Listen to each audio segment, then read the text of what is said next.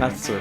No, we're talking about not the 5 guitars that changed rock and roll history, but the 5 sort of artists and guitars that really did change and make a guitar a thing. We're gonna have some honorable mentions because we were talking about this earlier, and there's obviously all the obvious ones like like the Strats and Les Pauls and the Tellys. We get it, like get who did it. We all know that. Jimmy and blah blah blah. Yeah. Not those. So, but we'll mention the Strat some later, and there's some honorable mentions there and some other guitars. But we want to get into sort of the ones that are those sounds and those moments that really sort of crystallized and created I don't know what the word is. I'm looking for brain dead. Well, I think some of these are vibes we don't even know that they're in our sort of mythos of guitar playing, but they exist there, and you all know them if you hear them. Yes. You know. Most importantly, thanks for joining us again. Click like, subscribe, hit the old bell, and enjoy the rest of this moment with us. Number 1, Roger McGuinn of the Byrds and that 12-string Rick. When we heard that as a young man, I didn't know what it was. No, I thought it was like 3 or 4 guitars, right, in unison, like really tight. God, that's good. I think when I was first aware of that, I think I thought, because in my dumb young brain then, I was learning about pedals and multi-effects. I think I probably thought it was like an effect. Oh, it's chorus. You hear that first, chorus. I remember buying a chorus. That was my first pedal I ever bought too. It's such a letdown. It's such a letdown. It's amazing. I'm like, guys. Mine was a flanger because that's what I found. I was like, oh, it's gonna be. I got the little blue chorus. Maybe it was a Boss or some Boss, probably. Yeah, that's what I had. That's you go to Guitar Center and you're like, I want the chorus, but like, yeah, here you go. It's like $50 or whatever it was. Then the first pedal I bought myself was the Ibanez Tube Scream, which I still have to this day. Better thing. That's still an epic. But no, that tone and that sound and sort of that became a fixture in that sort of pop rock folk music. Yeah. They sort of entered into the fray, and like you would hear 12 strings throughout, and 12-string electrics became a thing. Well, it really was a thing, and then you get folks like John Jorgensen and probably most culturally important Tom Petty. Who? What? I know he's obscure. It's weird that my mom is deep-hearted in Tom Petty. That makes me really happy. It sort of bothers me. I feel like it makes her like me more. Not that she did love. No, she started watching our channel, which is so funny, and she thinks you're great. Yeah, it's say my mother. So she's a great Instagram handle. I'll let everybody know about later, so you can all bombard her Instagram. It'd be hilarious, and don't tell her I sent you there. No, just say random. Ruffles something like 864. I can't remember exactly what it is. I'll look it up while we're doing this video. She might send you puppy videos. She might send a couple of videos, but they're adorable. So. While we're doing that, number 2 is sort of a fun one. I'm gonna pull up my mother's Instagram as we're talking. Continue. You go. Styles, Johnny. So number 2. It's this one's sort of obvious or not. It was Clapton, not the Strat though, or any of the Gibsons. The unplugged. It is Ruffles 862. Ruffles 862. So just start trying to follow it and request it, and just like enjoy it. And it's like pictures of like babies and puppies and stuff. And that's awesome. And she's funny, and she'll send me videos of like random things on YouTube and Instagram, and even like TikTok based things she found on YouTube. Sorry, Clapton. We were saying before that, I don't know that people really thought the Triple Lot stuff was cool. No, it was like it was Yamaha dreadnoughts and Alvarez with cutaways, dreadnoughts. The Yari, you remember? Yeah, Yari. When the Yari so Pearl Jam's rocking out and like the Alves and everything, and I think they're playing Alvarez, right? I feel like in the video it reminds like STP, all those guys but Clapton not only brought the Triple Lot, but like Martin, and I don't know, acoustic guitars. He was just generally, that was a huge comeback. And I mean, of course, there were people playing acoustic guitars and there were people playing Triple Lots, but we're talking about on the like big stage of just public awareness. Yeah, so he gets our strong number 2 there. Strong number 3, this is my baby, Jack White and all the shittiest shit guitars of the universe. Thank you for making those cool again. And then they even launched like spheres of like boutique builders that love these shitty guitars that now build like $8,000 versions of them. Like Eastwood. I'm just kidding.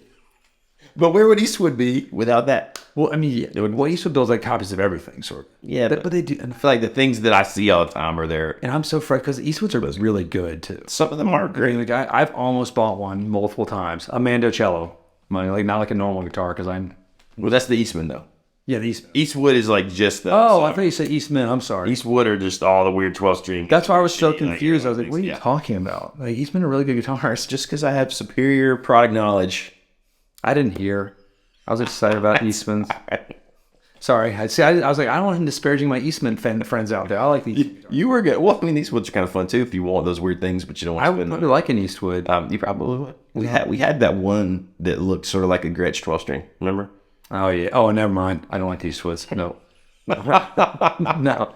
Never mind. It was fantastic until it faded in the window. The love lasted. Yeah, I think it like turned multiple. It was like this. It was like this Zartan, the GI Joe figure that like you get him out in the sun. The swamp spy guy, the master of camouflage. That's right. Would change colors. That was the coolest thing. It was very. It was pretty much like Jonathan's relatives in action figure mode.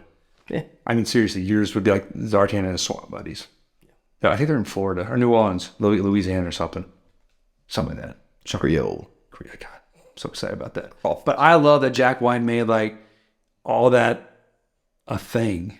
He really did. It's like, from the airlines, the silver tones, everything's like, what we think these weird guitars, and now we have crazy expensive boutique versions of them all.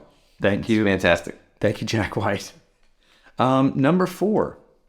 Good old Brian Setzer and the Gretsch. And the 6120. 6120 man. Without Brian, would Gretsch still even be? I mean, he pretty much carried them on his back for at least 2 decades. I'd say I'm talking about almost 2 solid, like the 80s and the 90s are Brian Setzer's decades. Right. Making Gretsch still relevant from Stray Cats all the way to like the end of Swingers. Right. When like, No Doubt was like, I mean, put there sort of ska stuff, like it sort of still lived within the Swingers, Scroll Nut Zippers world of they're all touching each other's feet slightly. I didn't see anything. But I mean, because I don't think a lot of people really paid a ton of attention to the Malcolm Young Gretsch at the time because Angus is so out front, right? You still think I didn't know like SCDC, it wasn't like internet age. Or Gio Young's like White Falcon. Right. It's not as like iconic, but like him and the Gretsch, that orange thing, and then all those green ones later. Yeah. No, it definitely kept that going. So we get fun things like Frashati and his little White Falcon. You want to say number 5? Or you want me to say it? I feel like I'm going to let you say this one. You sure? Yeah. John Mayer. And I don't know, we're going to say made PRS like cool. Like he did something like he brought them into the cool world with from Chad Kroger to John Mayer. And I like Nickelback too. Like I'll throw down. I'm a Nickelback and Creed fan. We like rock hard with Creed in the shop some lately, which is really fun because people walk in and are very confused. Like with arms wide open. They're like we're all like doing poses and stuff, like getting into it, like not in a joke like video from Higher, where he's like shirtless and he's like, I do that when I take a shower. I'll walk after a shower. I'll walk into like the bedroom. My wife's like, God, turn. Can you take me? And then out in the background going, it's great. That's such a cool thing. No, but the Silver Sky, which everyone's like, it's a Strat clone when it first came out. The Silver Sky has honestly become a stable of its own now. Yeah. It has its own life. It has its own limited edition things. Again, congratulations to our winner. He's getting a guitar very soon. It's changed. Like his relationship with PRS has been magnificent, I would say. Well, it really did pull them out of that whole like that and like the whole from new metal all the way to, like you said, the corporate or cock rock, whatever you want to call it, which is again I like. I was explaining Shinedown to someone the other day. Like the Zach Myers guitar is one of the best SEs, hands down ever. And I'd be like, "Who's Shinedown?" I'm like, "No, check it out. They have these really good songs. You just don't know you don't know who it is sometimes. And you're a diehard Shinedown fan. You're like, yeah, I know. It's like me and Oasis. I know all of that, but that doesn't matter because that's weird that I know that. And I can admit though, some other songs suck. It's hard for me to say that. No, that's true. But when you have that, it's bound to happen. Bound to happen. You're gonna have some filler. I feel like that's a controversial one, John, because some people are gonna argue that John Mayer's not cool. We would never do that. That is not cool. Some people, I think there's the anti-John Mayer. No, I can get that. I can respect that, but I think he created like it's an entire. I mean, the Silver Skies is its own ecosphere now. Yes, it's like we have the SE version, we have the core version, we have all different colors. There's more stuff in the works coming down the road, so stay tuned. You're gonna get some cool classic looks and some different things that are. Just stay tuned. But it's a smart collab and it's really cool they did that. Now, let's talk about some of the honorable mentions. Nope. I would say, what about the Jazzmaster? I mean, they made that cool. I mean, I think there's quite a few folks. What were Hunka version of love, Elvis Costello. and Nils Klein from Wilco, I think, kind of made it. So started the journey too. Troy Van Leeuwen. Troy Van Leeuwen for sure. Then we have Jay Mascis. What about old Chris Stapleton? Who? You know, big beard. Tom Verlaine from television. Oh, That guy. well, no, that really is. But they didn't sort of like, they didn't really make it like as iconic as some of these other ones. I feel like in the same way, but I think all those are still relegated to like cult things. Maybe the exception of Chris Stapleton, but people listen to those or listen to the songs. They don't care as much about the guitar. You know, it's not as much a guitar moment. I mean, the biggest one, like I think we can't go without saying because we're big diehard fans, is the Buddy Holly Stratocaster. Like, and we just obviously that was like when he played the Strat, it wasn't being done by anybody. Boom, changed the world, the universe. But those are the obvious ones again. I just want to mention because I am a Buddy Holly fiend. What about the banjo one? Oh, that was an honorable mention too. I had Bella Fleck. Bella Fleck. Yeah. Thank you. Because we were going. Bella Fleck made banjo cool in the '90s. Somehow. That's like, and banjo's not cool in any possible way. There's not. You can't like, but Bella Fleck made it cool. I mean, Mark O'Connor made fiddle cool for a minute. I remember going to see Sam Bush. And mandolin, yes. And I was like, oh my God. And then I wanted to play mandolin. I was like, damn, this is awesome. Well, he's not just awesome at mandolin. He's just cool. His band was so cool, man. Like, he still plays Merlefest all the time. Like, we always want to sneak out and see Sam Bush play for a minute because it's like seeing like your dad's best friend like down the Florida gas stations, just tear it up and having a great time. You can tell he doesn't have to practice one bit. Never. Just shows up. Never. It just like it Chugs a natty light and goes to it. That's what I like. He oozes this like chrysalis on him, and it keeps him young looking too. Like everyone, they sort of like showers his skin and pulls off this like young Sam. He's like frozen from like 1983. Sam Bush is 2023 now. It's 2023. I did it right. It is. That's so. I was just thinking about this the other day too. Sorry, we're pretty much done. Yeah, you could totally leave and you wouldn't really miss. You're not gonna miss much. But this is Thomas 81 347 we had this Gibson, and then I was like, man, like I had a 61 355. I'm like, it's funny. It's just 20 years difference, but what a difference that 20 years makes. A lot of difference in like the awesomeness of the guitar and the bang for the buck. Yes, that's an expensive guitar. Like it's anything early 60s Gibson's just absurd at this point. But it's funny, isn't it? I think Back to the Future time. Is that 83 or 84 or 5? I can't remember. Or 86. Maybe somebody's got to know. I can't remember. It was somewhere in there. And now we're, golly, we're well past what Back to the Future thought. 2023. Yes, it's weird. Enjoy. Thanks for sticking around again.